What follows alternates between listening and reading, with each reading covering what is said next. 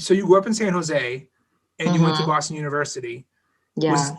was Boston University the first time you'd been up to the Northeast?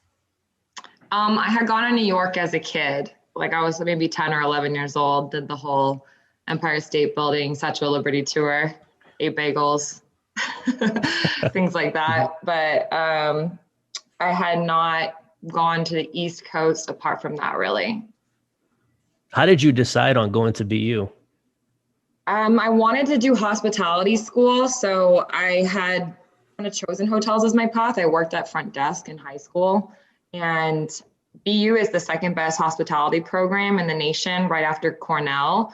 Cornell, I'm not really like a small town girl, so I didn't really want to go to Cornell and be in the middle of Ithaca. I thought Boston was better. I liked that it was a city school. I liked that it was kind of like in the heart of Boston. So Sure.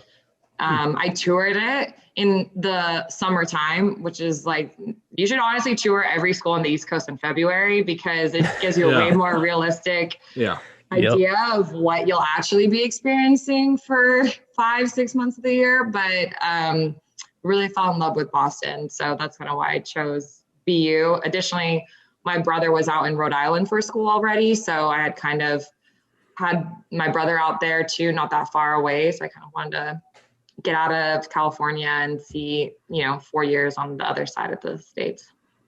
Yeah. Yeah. So I going through your resume and, I saw you on LinkedIn. By the way, I stalked you on LinkedIn. So I went full stalker mode on you. Oh, good. But I got information because, so you were in high school, you played soccer and you also were in the theater department too. Like you performed theater, and then you went on to do some improv, like you did some improv in high school and in college.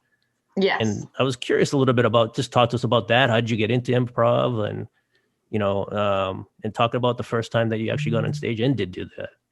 Yeah. So I grew up watching Whose Line Is It Anyways? If you guys watch that show, it's so funny.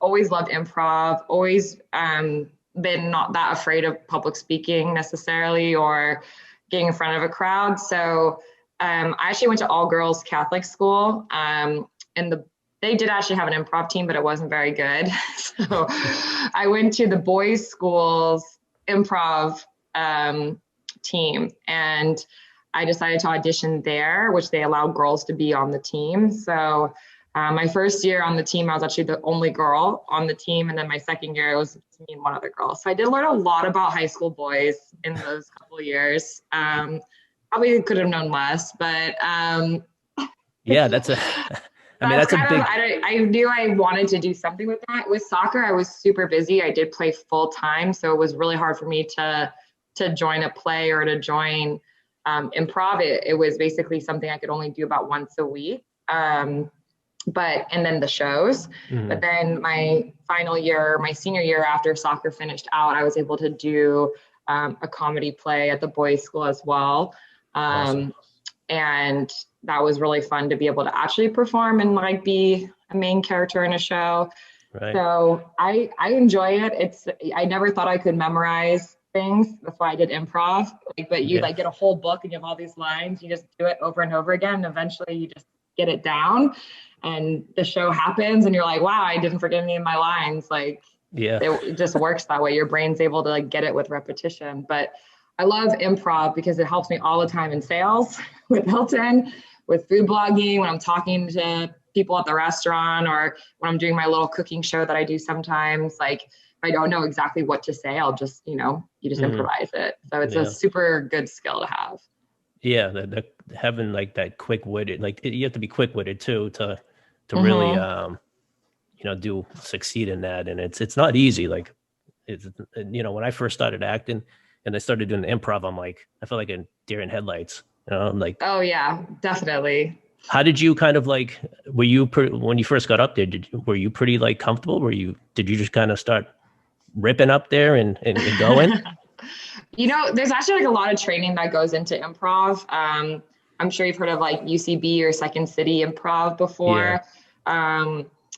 They have like tiered courses, and a lot of it has to do with like being on an improv team. Like if you're on a team with the same people and you're practicing once or twice a week, you end up getting this kind of like thing called group mind, where you know, you can almost anticipate what your scene partner is going to say or like where the scene's going. So there's supposed to be like a sort of timeline that happens where the scene happens and you're building and then you hit a climax, but then you have to figure out like how to make it like funny to end or like get out, or how to like what note to end it on. So that's why you sometimes see like people running across, they end the scene, and like even though it's not a complete story, it's like, okay, this scene is as funny as it's going to get. If it goes any further, it might get unfunny. Like, so you have to just kind of cut it. I mean, I was so nervous for my first shows. Definitely. Actually, almost every show, you're pretty nervous because you don't know what the audience is going to say. And it's all audience-based suggestions. Sure. Brian, were you there when I led the improv at the Hilton? Yeah, it was. Yeah, we did it during one of our sales trainings. Whatever it's called. Whatever that kickoff was, but the kickoff, the sales kickoff, It was very cool. You never know what people are going to say or do. And it's really funny, especially if you get a bunch of people who don't know how to do improv, because then on top of like trying to like tell people what to do, people are like crazy. They don't know any of the rules of improv, which like, you know, number one rule of improv is always say yes, like go with the flow, or else you'd be like, hi, like I'm a mailman, I'm here to give you your mail. You're like, no, you're not. You're like, okay, well, where's this scene going, right? You're supposed to be like, yes, you are my mailman. Thanks so much. So it's kind of funny because people don't know all that, and then everyone's just like, no, and they're like gonna get a fight, and you're like, wait, this is not funny. So it gets all over the place. Sure.